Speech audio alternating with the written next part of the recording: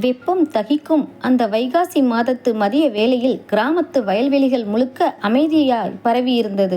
Pump set கொட்டகையில் இருந்து சடசடவென தண்ணீர் கொட்டும் சத்தமும் தூரத்தில் மேய்ந்து கொண்டிருக்கும் மாடுகளின் கழுத்து மணிச்சத்தமும் மட்டும்தான் அந்த அமைதியை கலைத்து கொண்டிருந்தன. வெற்றி தன் தோளில் கிடந்த துண்டால் முகத்து வேர்வையை துடைத்தபடி கிணற்றங்கரையில் அமர்ந்திருந்தான். அவனது கவலையெல்லாம் ஒன்றுதான், அவனுடைய மாமன் மகளான பூரணி. இரு குடும்பங்களுக்கும் இடையே இருக்கும் அந்த பங்காளி சண்டை அவர்கள் காதலுக்கு பெரும் சுவராக நின்றிருந்தது. என்ன மாமா, ரொம்ப பலமான யோசனை? அந்த குரல் கேட்டதும் வெற்றியின் நெஞ்சு சுளுக்கென்றது. திரும்பி பார்த்தான். தலையில் புல்லுக்கட்டோடு முகத்தில் வேர்வையும் குறும்பு புன்னகையுமாக நின்று கொண்டிருந்தாள் பூரணி. பூரணி, நீ எதுக்கு இங்கே வந்த? உங்க அப்பம் பார்த்தா அவ்வளவுதான், அப்புறம் ஊரே ரெண்டாகும் என்றான் வெற்றி, குரலில் பதற்றத்தை வரவழைத்து கொண்டு. ஆனால் அவனது கண்கள் அவளது முகத்திலேயே நிலைத்து நின்றன. ஊராவது உலகமாவது, உன்னை பார்க்காம எனக்கு பொழுது போகல மாமா என்று சொல்லிவிட்டு கையில் இருந்த புல்லுக்கட்டை அப்படியே கீழே போட்டாள். அவள் போட்ட வேகத்தில் புல்லில் இருந்த சிறு தூசிகள் வெற்றியின் மேல் படர்ந்தன. அதை தட்டி விடுவதற்காக பூரணி அருகில் வந்தபோது திடீரென வானம் இருட்டத் தொடங்கியது. கிராமத்து வானிலை எப்போதும் கணிக்க முடியாதது. அடுத்த 5வது நிமிடம் பெரிய பெரிய துளிகளாக மழை கொட்டத் தொடங்கியது. ஐயோ மழை என்று பூரணி அலற, வெற்றி அவளது கையை பிடித்து இழுத்து கொண்டு அந்த பழைய பம்பு செட்டு கொட்டகைக்குள் ஓடினான். கூரை வேய்ந்த அந்த சிறிய கொட்டகைக்குள் மழையின் சத்தம் இடி முழக்கமாக கேட்டது. வெளியில் பெய்யும் மழையின் குளிர்ச்சி உள்ளே இருந்த இருவரின் உடலிலும் ஒரு விசித்திரமான வெப்பத்தை கிளப்பியது. பூரணி முழுமையாக நனைந்திருந்தாள். அவளது நெற்றியில் ஒட்டியிருந்த கூந்தல் இலைகளும் அதில் இருந்து வழிந்த காதோரமாக இறங்கிய மலைத்துளிகளும் அவளது அழகை கூட்டின. அவளது மூச்சு காற்று வேகமாக வந்து போவதை வெற்றி கவனித்தான். ஏன் மாமா இப்படி பார்க்குற? பூரணி தன் கைகளை கட்டி கொண்டு குளிரில் நடுங்கியபடி கேட்டாள். வெற்றி அவளுக்கு மிக அருகில் வந்தான். அவளது நடுக்கம் அவனுக்கு புரிந்தது. தன் தோளில் இருந்த காய்ந்த துண்டை எடுத்து அவளது தலையை மெதுவாக துடைக்கத் தொடங்கினான். அவனது கைகளின் ஸ்பரிசம் பூரணியின் உடலில் ஒரு மின்னலை பாய்ச்சியது. துடைப்பதை நிறுத்திவிட்டு அவளது கன்னங்களை மென்மையாக தன் கைகளில் ஏந்தினான் வெற்றி. அவளது கண்கள் லேசாக மூடிக்கொண்டன. உன்னை பார்க்காம என்னாலையும் இருக்க முடியலடி பூரணி. இந்த சண்டையும் கோபமும் நமக்கு நடுவில் வெறும் தூசிதான் என்றான் வெற்றியின் குரல் தழுதழுக்க. அவனது முகத்தில் இருந்து வீசிய அந்த ஆண்மைக்கே உரிய மண் வாசனை பூரணியை இன்னும் கிறங்கடித்தது. அவள் மெதுவாக தன் கண்களை திறந்து அவனது ஆழமான கண்களை பார்த்தாள். அவளது உதடுகள் லேசாக நடுங்கின. வெற்றி அவளது முகத்தில் இருந்த மலை துளிகளை தன் விரல்களால் வருடி கொடுத்தான். அவளது கழுத்தோரம் வழிந்த துளியை அவன் மென்மையாக தொட்டபோது பூரணி அவனது மார்பில் தன் முகத்தை புதைத்து கொண்டாள். அவளது கைகள் அவனது சட்டையை இறுக்கமாக பற்றி கொண்டன. வெளியே மழையின் வேகம் கூடியது. உள்ளே இருவரின் இதய துடிப்பின் வேகமும் கூடியது. வெற்றி அவளது நெற்றியில் தன் இதழ்களை பதித்தான். அது வெறும் முத்தமல்ல, அவளது மொத்த காதலையும் அவளுக்காகத்தான் தான் வாழும் வாழ்க்கையையும் அவளுக்கு உணர்த்திய ஒரு உன்னதமான தருணம் அது. இருவரும் அந்த மலை குளிரிலும் ஒருவரை ஒருவர் இறுக்கமாக அணைத்து கொண்டு தங்களின் மூச்சு காற்றின் வெம்மையில் அந்த இடத்தை அப்படியே உருக வைத்து கொண்டிருந்தார்கள். கொட்டகை கூரையில் இருந்து சொட்டு சொட்டாக தண்ணீர் கீழே விழுந்து கொண்டிருந்தது. மழையின் வேகம் சற்றே குறைந்திருந்தாலும் வெற்றிக்கும் பூரணிக்கும் இடையே இருந்த அந்த நெருக்கத்தின் வேகம் குறையவில்லை. வெற்றியின் மார்பில் முகம் புதைத்திருந்த பூரணி மெதுவாக தன் முகத்தை நிமிர்த்தி அவனுடைய தாடி வெளிந்த காய்ந்த உதடுகளை பார்த்தாள். மாமா என்று அவள் கூப்பிட்ட குரலில் இருந்த காதலின் தவிப்பு வெற்றியின் கட்டுப்பாட்டை உடைத்தது. அவன் அவளது மெல்லிய இடையை சுற்றி கைகளை வளைத்து அவளை தன் பக்கமாக இன்னும் இறுக்கமாய் இழுத்து கொண்டான். பூரணியின் உடம்பில் இருந்த ஈரம் அவனுடைய சட்டையையும் நனைக்கத் தொடங்கியது. அவளது கழுத்து வளைவில் வெற்றியின் மூச்சு காற்று சூடாக பட்ட மாத்திரத்தில் பூரணிக்கு உடம்பெல்லாம் சிலிர்த்தது. அவளது விரல்கள் அவனுடைய தலைமுதியை கோதி தன் பக்கம் இழுத்தன. இப்படியே இந்த மழை நீடிக்க கூடாதா மாமா? நமக்குன்னு ஒரு உலகம், அங்கே இந்த சண்டையும் வேணாம், பங்காளிகளும் வேணாம் என்று பூரணி முணுமுணுத்தாள். அவளது கண்கள் காதலின் உச்சத்தில் சொருகி கிடந்தன. வெற்றி அவளது காதோரம் தன் உதடுகளை கொண்டு சென்று, இந்த வெற்றி உயிரோடு இருக்கிற வரைக்கும் நீ மட்டும்தாண்டி என் உலகம். அவங்க சண்டை போட்டுக்கிட்டே இருக்கட்டும், உன்னை யாருக்கும் விட்டுத்தர மாட்டேன் என்று சொல்லி அவளது காது மடலில் மென்மையாக கடித்தான். பூரணி லேசான முனகளோடு அவனை கட்டி கொண்டாள். அப்போது தூரத்தில், ஏய் வெற்றி, எங்கடா இருக்க என்று வெற்றியின் தம்பி முத்தையா கூப்பிடும் சத்தம் கேட்டது. அந்த சத்தம் கேட்டதும் இருவருமே திடுக்கிட்டு விலகினார்கள். பூரணியின் முகம் பதற்றத்தில் வெளுத்தது. கலைந்திருந்த தன் கூந்தலை அவசர அவசரமாக அள்ளி முடிந்து கொண்டாள். மாமா, முத்தையா வர்றான், நான் பின்னாடி பக்கமா போயிடுறேன் என்று படபடப்புடன் சொன்ன பூரணியின் கைகளை பற்றினான் வெற்றி. இருடி என்று சொல்லி அவளது நெற்றியில் வழிந்த வேர்வையையும் அவளது உதட்டில் ஒட்டியிருந்த தன் காதலின் சுவட்டையும் தன் விரல்களால் மெதுவாக துடைத்து விட்டான். அவளது முகத்தை பார்த்து ஒரு கள்ள புன்னகை சிரித்தான். பூரணி வெட்கத்தில் தலை குனிந்து கொட்டகையின் பின்பக்க வேலி வழியாக தன் வீட்டு தோட்டம் நோக்கி ஓடி மறைந்தாள். வெற்றி ஒரு பெருமூச்சோடு கொட்டகையை விட்டு வெளியே வந்தான்.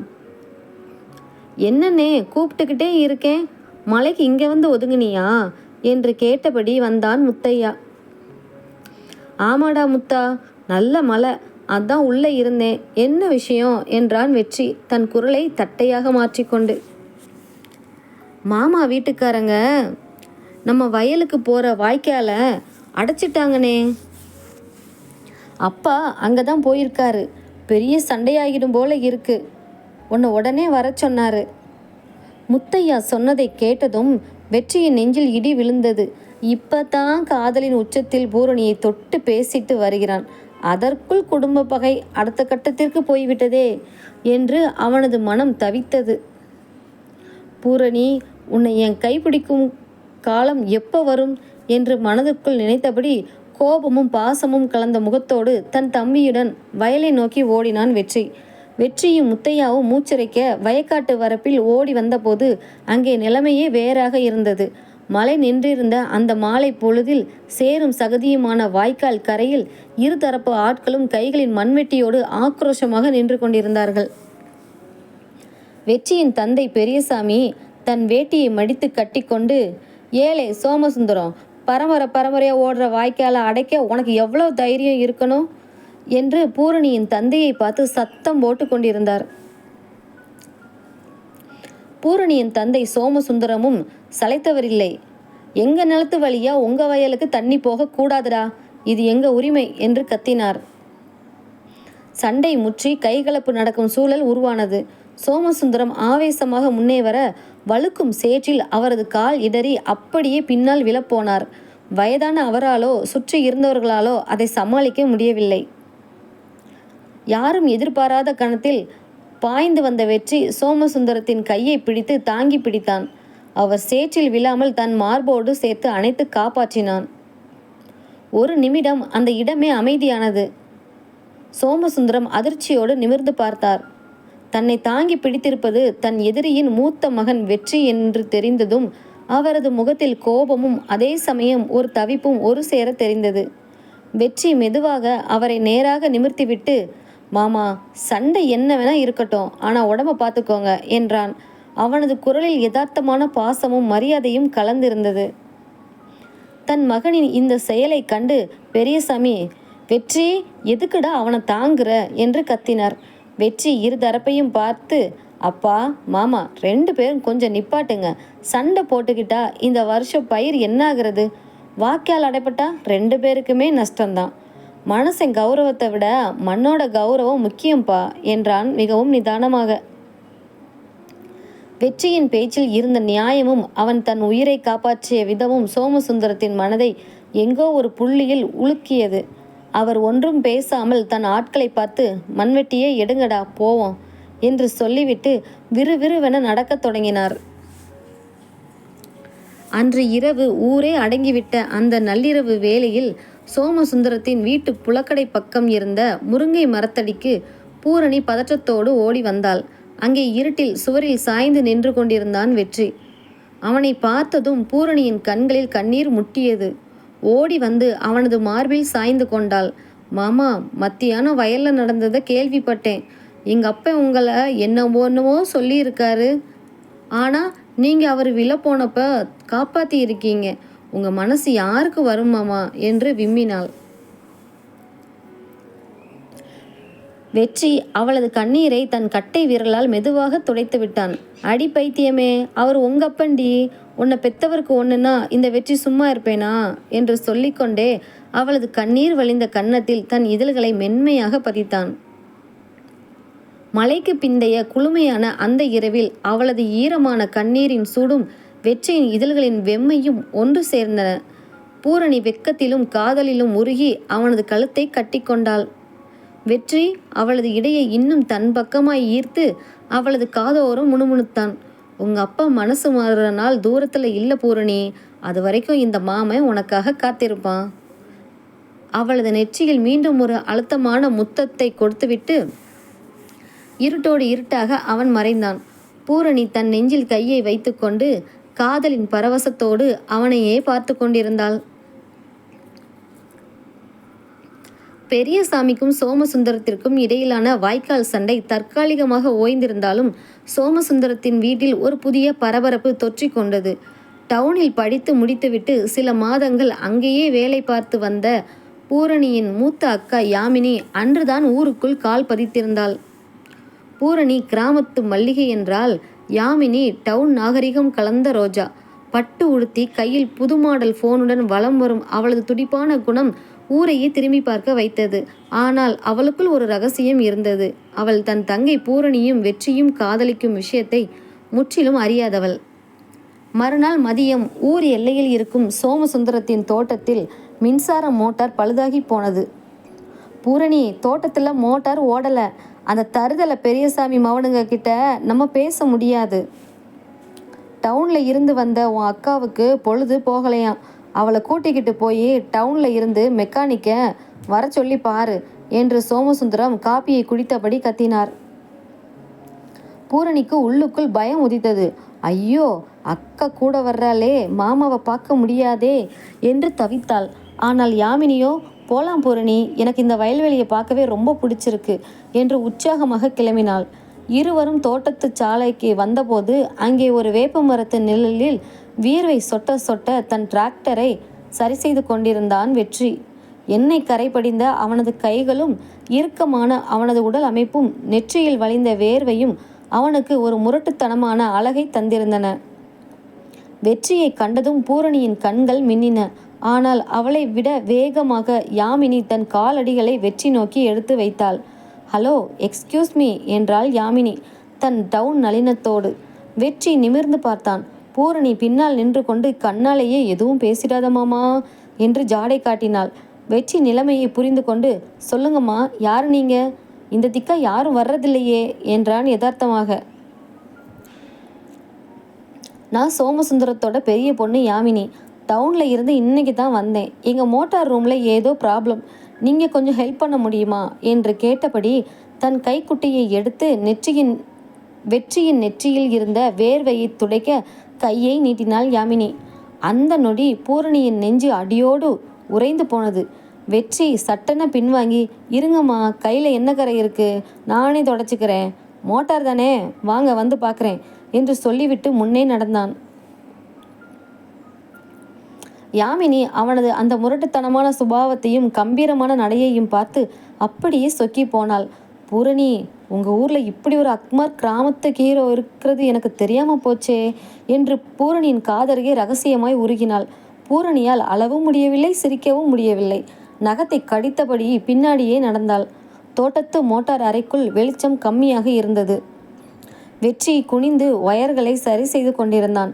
பூரணி வாசலில் நின்று கொண்டு அக்காவுக்கு தெரியாமல் வெற்றிக்கு தன் உதடுகளை குவித்து ஒரு திருட்டு முத்தம் கொடுப்பது போல் சைகை காட்டினாள்.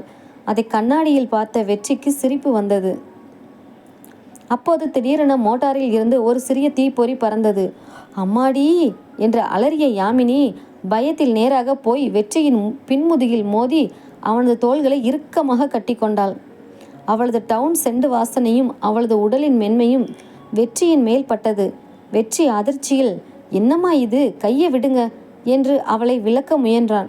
ஆனால் யாமினி அவனது நெஞ்சின் சூட்டை உணர்ந்தவளாய் சட்டென விலகாமல் அவனது கண்களை நேருக்கு நேர் பார்த்து, தேங்க்ஸ், நீங்கள் மட்டும் இல்லைன்னா நான் பயந்தே போயிருப்பேன் என்று காதலும் காமமும் கலந்த ஒரு பார்வையை பார்த்தாள்.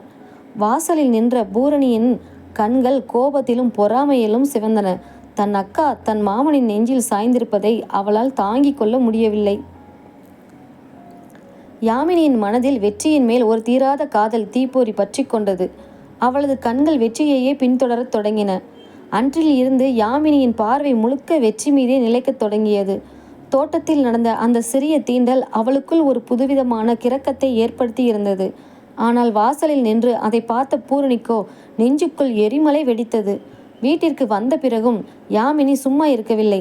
பூரணி, அந்த வெற்றி இருக்கானே, அவன் பார்க்க அப்படியே கரடு முரடா இருந்தாலும் பழகிறதுக்கு எவ்வளவு தங்கமான குணமாக இருக்கான்ல. அவனோட அந்த தழும்பேறிய கைகள் என் மேலே பட்டப்போ எனக்கு ஏதோ பண்ணுச்சுடி என்று தன் உடம்பை நெளித்து விவரித்தாள் யாமினி. பூரணி தன் கையில் இருந்த நகங்களை கடித்து ரத்தமே வந்துவிடும் நிலைக்கு போனாள்.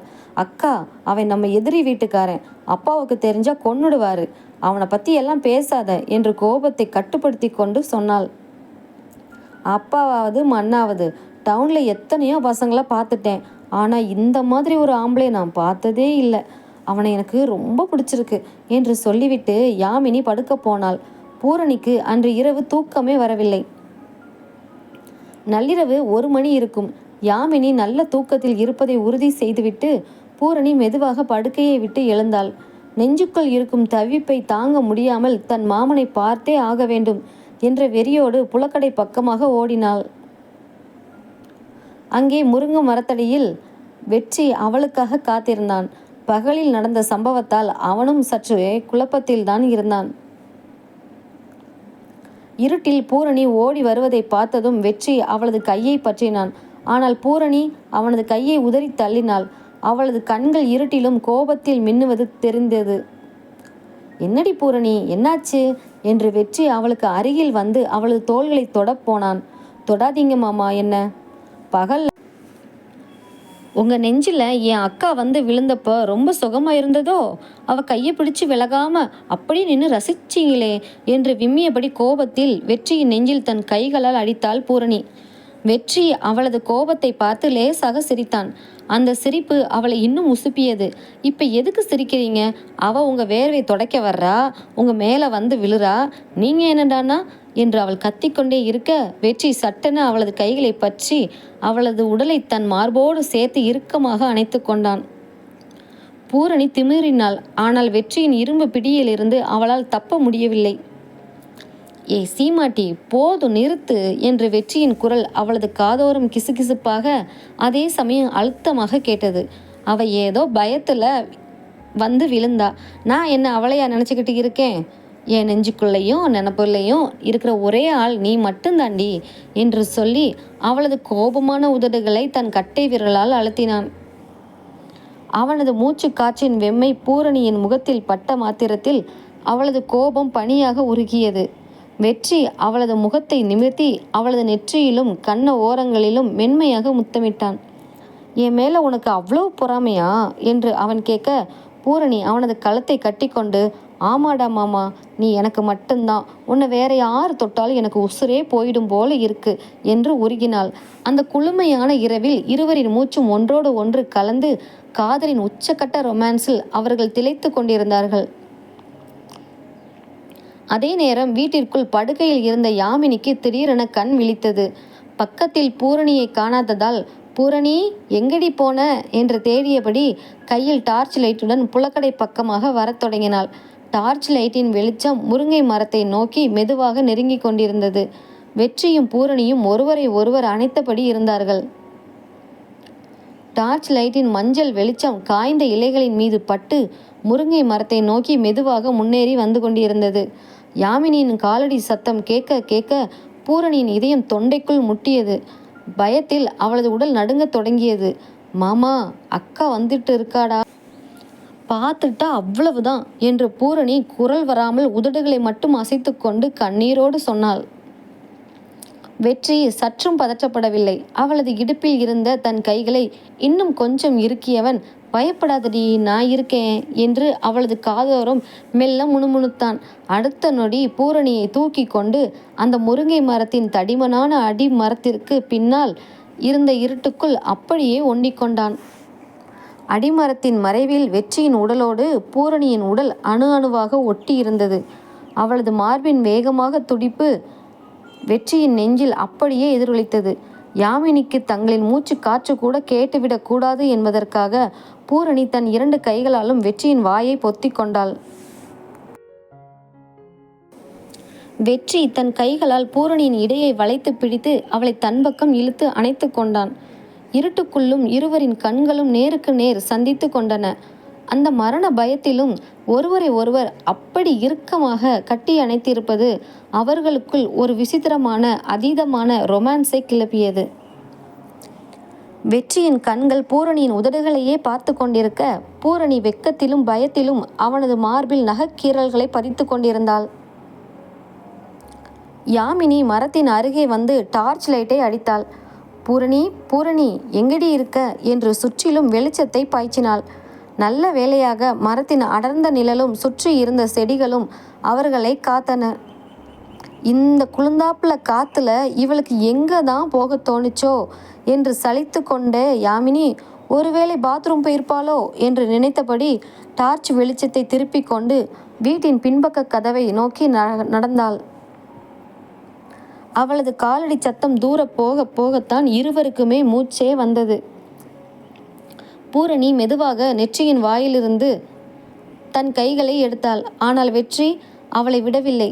அக்கா போயிட்டா, ஆனா எனக்கு உன்கிட்ட இருந்து போக மனசு இல்லடி என்று சொல்லி அவளது கழுத்தின் பின்புறத்தில் தன் முகத்தை புதைத்து ஆழமாக மூச்சை இழுத்தான்.